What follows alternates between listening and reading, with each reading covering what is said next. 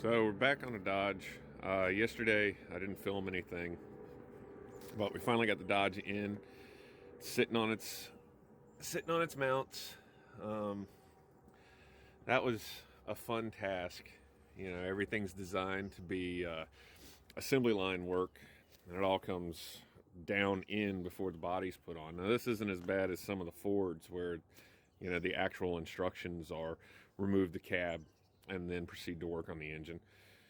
But there are a few things in these second gen Rams. Just the way the engines go in, with the cowl not being able to come out of the way any. Also, if you've never had to pull a transmission cross member out of one of these, they're tapered in a manner. The small end points down, big end points up, so you can't actually drop the cross member out towards the ground. You have to pick things up, get them kind of out of the way, and even though the cross member does bolt in, it is kind of a press seat, and every time I've ever had to take one of these out, you wind up beating the cross member out. Anyway,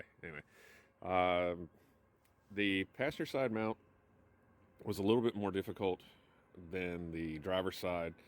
It also was kind of a pain in the butt to get out when I pulled the engine. And I know that this vehicle, I said we bought it used. I don't know what owner number we are, but we bought it used. And at some point, it most definitely, as you can see that line there, had a front end accident.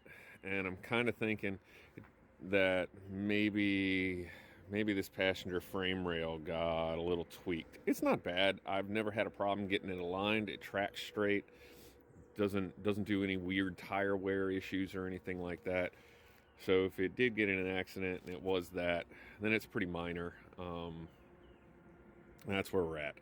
Today, I got to start getting harnesses fished around. I bolted in the fuel line, but I think I bolted it into the wrong hole on the head, so I'll probably have to crawl underneath and change that. I've got the power steering pump just kind of sitting. I don't want to get it 100% bolted in place yet, just in case, just in case something's got to get moved or is off. What else? Got to get the crank sensor in. And I ended up having to order a new Y pipe on this. So the headers do reasonably match up to the Y pipe. The ball socket is the correct size. The flange is the correct size. But my Y pipe is old enough that the flanges don't free spin anymore. They are rusted in place on the pipe. And there's just enough angle variation on one side. I forget which side it is. I want to say it's the driver's side, but there's just enough angle variation that with the flanges not being floating anymore and being fixed in place thanks to rust, it just isn't going to line up to the flanges on the headers. So I thought about building a new Y pipe. I've got plenty of 2.5 and 2 1/4 sticks, bends, all of that kind of stuff. But I would have had to get I would have bought a new cat anyway, just like a universal high flow cat. And I would have had to order the rear O2 sensor. And I would have had to get, I would have had to get another order of parts together. And while it would have been less costly to build the Y pipe myself, I went ahead and ordered one of the $400 Flowmaster Y pipes from Summit. It's actually a split Y, so the driver's side leg separates from the passenger side. I guess it's to make it easier to get in and out and help with the truck and blah blah blah. You can get less expensive ones. I think the cheapest one I saw on Rock Auto was like $275, $280, something like that. But it was a no-name company.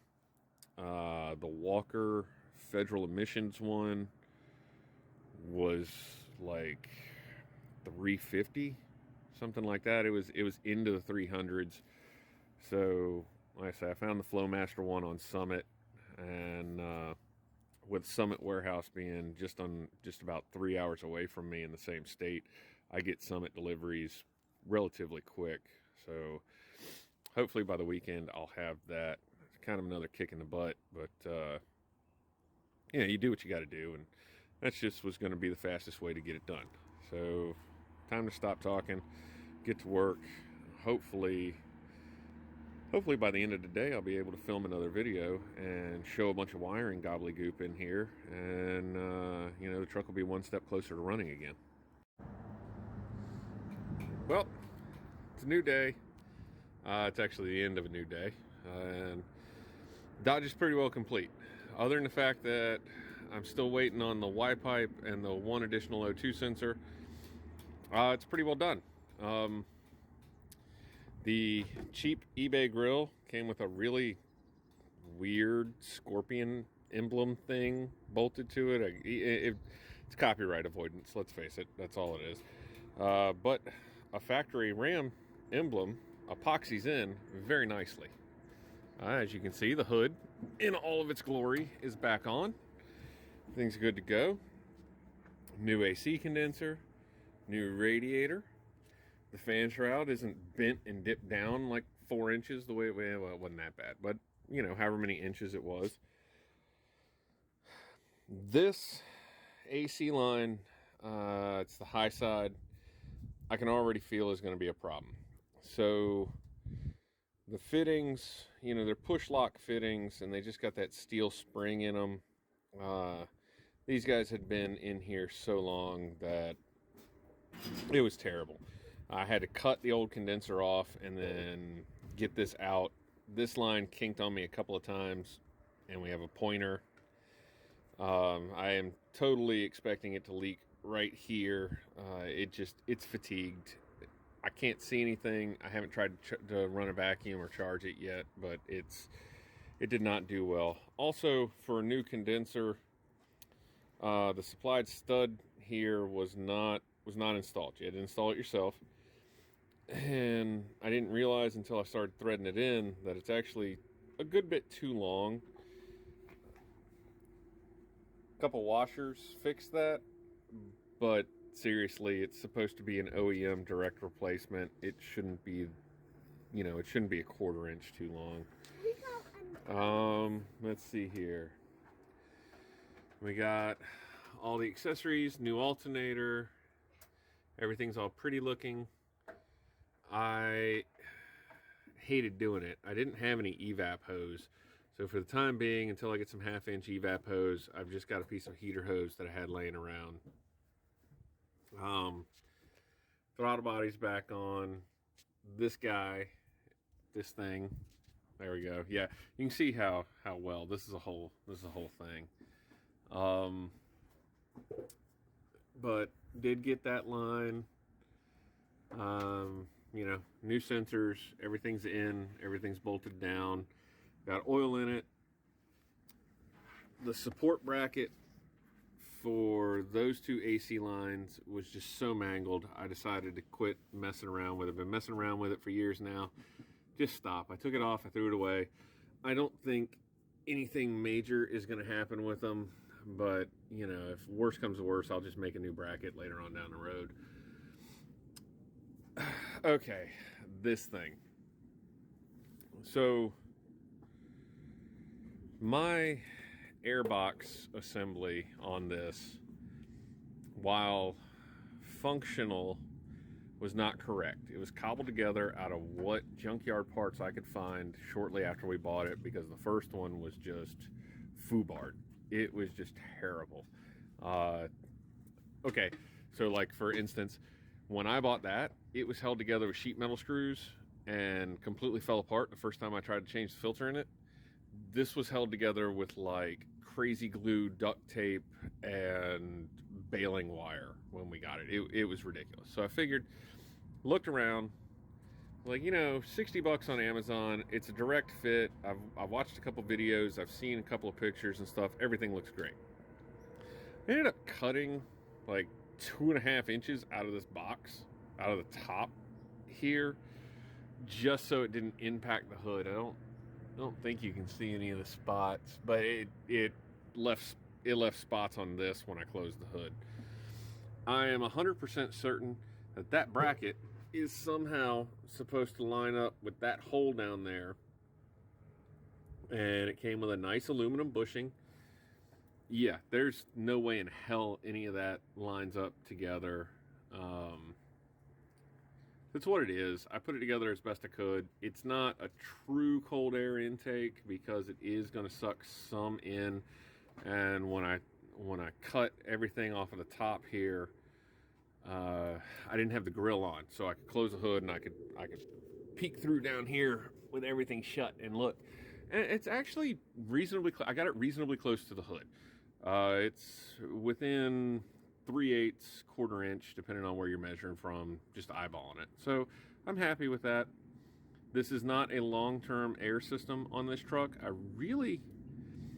know a lot of guys will probably give me flack over it. I really want to go with a snorkel. I think what I want to do is I either want to get like a Donaldson industrial and do, I don't know how I want to do it.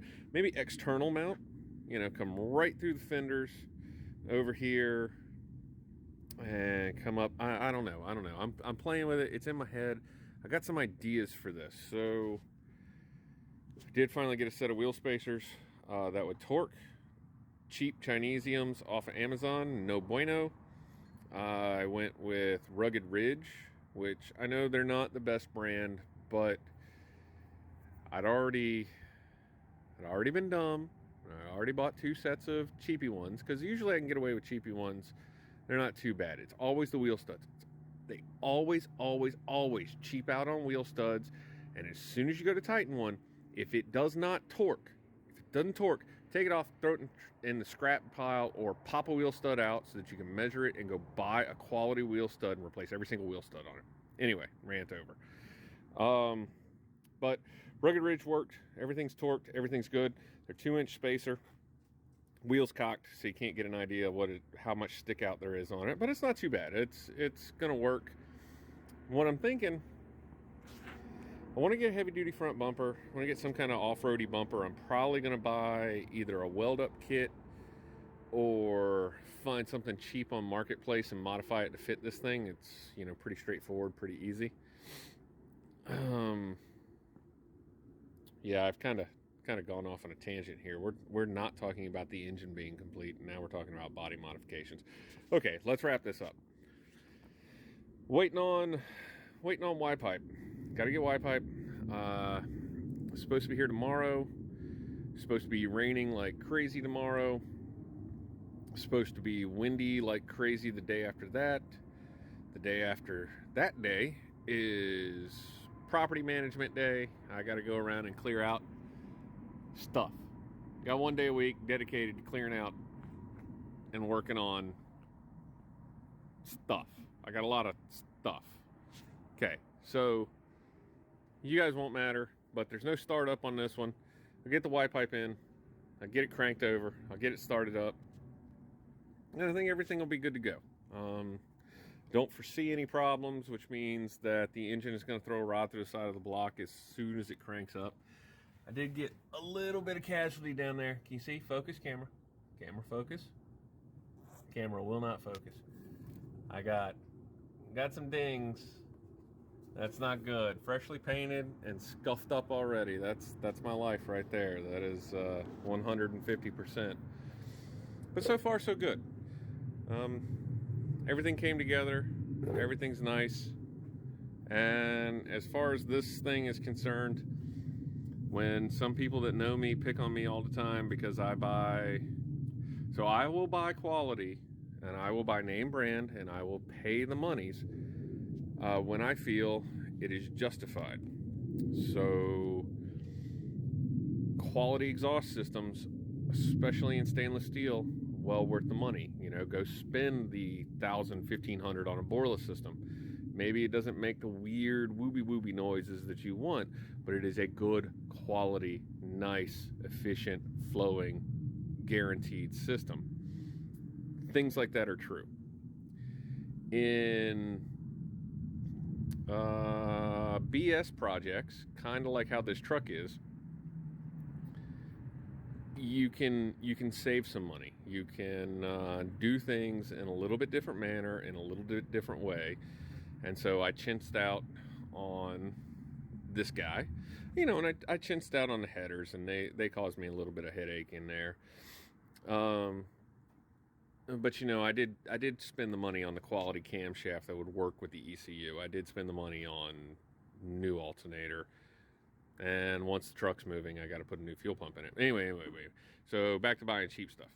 So buy cheap stuff because because even quality things, I always have to do something. Something is not quite right with whatever I'm putting it on because it is not in the sealed, engineered, brand new environment that they build the stuff around. They get a good quality, brand new or brandy new-ish car, truck, van, whatever it is, and they build their components around that new thing. It's never been in a collision and had to be repaired. It's never been this, it's never been that. I get it. I'm usually doing it to a used vehicle, and it's been tweaked, it's been bumped, it's been worn, it's been rode on, it's been this, that, and the other, and even the new parts don't quite fit. Sure, they fit better, but they don't quite fit. So you got a vehicle like that and you want to do something a little silly like this thing. Don't spend a lot of money on it. Buy the lesser expensive ones as long as you can verify that they fit. Yes, there were some headaches. Yes, there were some issues. But as long as you can verify that they generally mount up where they're supposed to mount up, they fit where they're supposed to fit, well, heck, all I had to do was bolt it in place. It bolted up where it was supposed to bolt up to. And then I drew two lines, took it to the bench, drew the third line, and just cut it off with the angle grinder on all three corners, threw some spray paint on it, and it's fine. I don't like the bracket hanging up in the air like that. There's very little I could do about that. And like I said, I do plan on changing this system. There are some faults with that plastic air horn. So if I do go to a snorkel or a different air intake system, this stuff is just going to go into the spare parts bin up in the overhead, and I'll build something out of it when I feel like building something out of it. It is a good piece. I say good, but it is a nice piece of aluminum. I mean, there's nothing wrong with that. And if I had to go buy it, I'd probably be spending $30 or $40 just buying that. If in the future, if I need I don't know what it is, 4-inch piece of aluminum air duct tubing. So, it's not really a bad situation. I guess moral is spend the money where it's needed, chintz out where it doesn't matter, and then have the skills to fabricate and make it work, and everything will work out fine. You can get away with running cheap stuff. All right.